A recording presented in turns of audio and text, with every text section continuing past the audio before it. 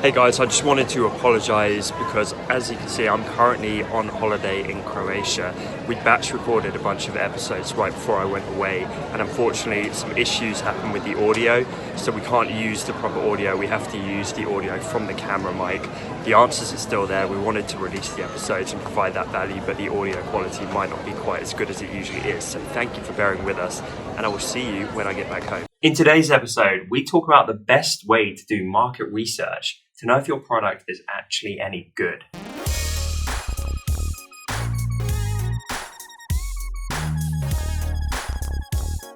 Welcome to episode 61 of the Honest Entrepreneur Show. My name's Tom Ross, and let's get into it. Today, I have no intro, so I'm just gonna get straight into the question. This question is from Kayla. Hey Tom and fellow entrepreneurs. I have a question about doing market research. I have a product that I've been trying to sell with minimal luck. It's activewear with my original designs on them. I've heard a few times in certain videos and podcasts from Tom about doing market research to know what sort of product they are actually after. So at the risk of sounding silly, how do I do that? How do I conduct market research? Hey Kayla, thanks so much for the question. I really appreciate it, and I enjoyed the little shout out to the wider entrepreneurial community who watch and listen to the show. So, in terms of market research, first of all, have you got an audience? If you do, asking them would be a start. So, putting out stuff on your social media, polls, surveys.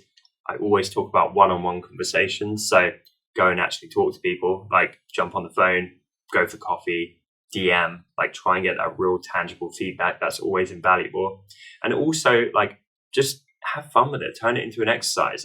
Go and see what other people are doing, what's working, what doesn't seem to be working. Go on forums and message boards and other people's comment sections.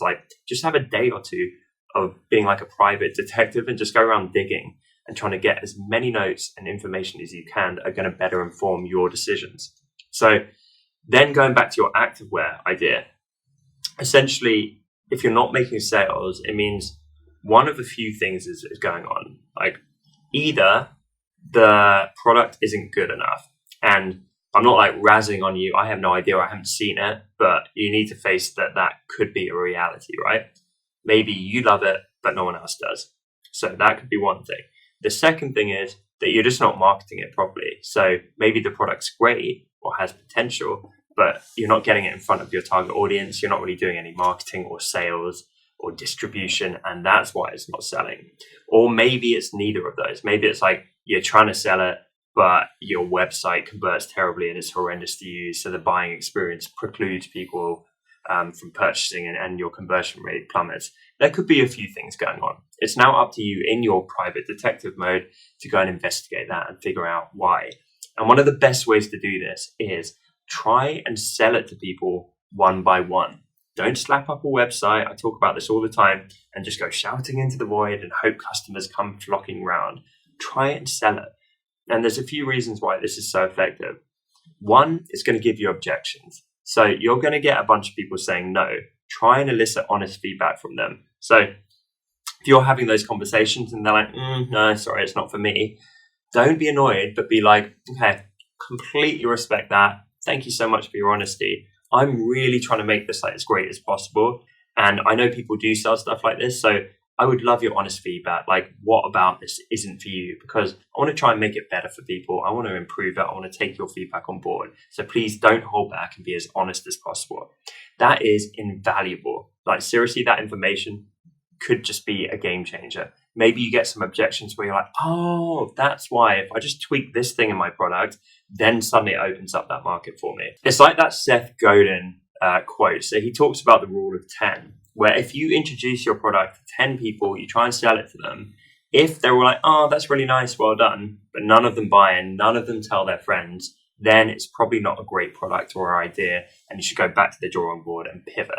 And that's so true, right? Because we all work really hard on stuff. We feel really proud, but actually when we get out there, no one cares enough to buy it. And that's a bitter pill to swallow, but that might be what's going on here.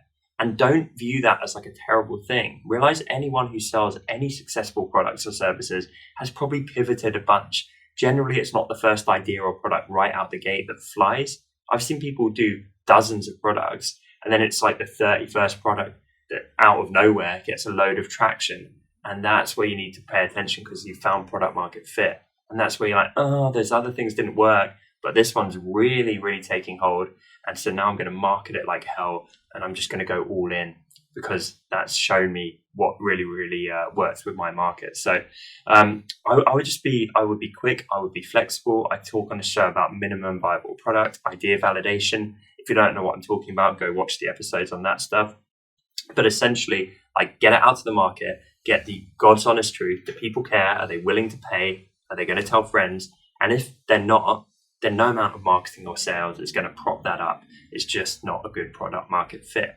And so then back to the drawing board, take those objections, brainstorm, come up with some new ideas, do all the private detective work to actually figure out what your market want. And then it's like, okay, product number 1 didn't work. Product number 2, what do you guys think? Go through the whole process again. Try and sell it to those 10 people. Oh, they didn't care. Okay, back to the drawing board. Product number 3. And then suddenly it's like, oh, okay, product number 3. This seems to be eliciting a slightly better response. It might not be flying, but the objections are a little bit different. So I'm actually going to go tinker on that. And I'm going to have like product number 3 version 2. And then suddenly I start making my first few sales. And it's like, oh, okay, we're away on the races. So away on the races? We're away to the races? I don't even know. I'm freaking tired, guys. I warned you. This batch of episodes, I'm out my mind tired. But yeah, I hope that helps. Like, honestly, just getting out to the market as quickly as possible and getting that feedback should be all the market research you need. And going with a thick skin. Don't tie your ego into this thing. It's not personal, I promise you. Question of the day. What is a particular product that you love? And this could be anything. It could be something you use around your house, just daily, as a luxury treat to yourself. But what is one product that you love having in your life? Thank you so much for watching this episode. I appreciate you guys so much. I'm really enjoying the YouTube show. If you are too, then be sure to hit the subscribe icon and tick the little bell to get notifications when I post new content on this platform.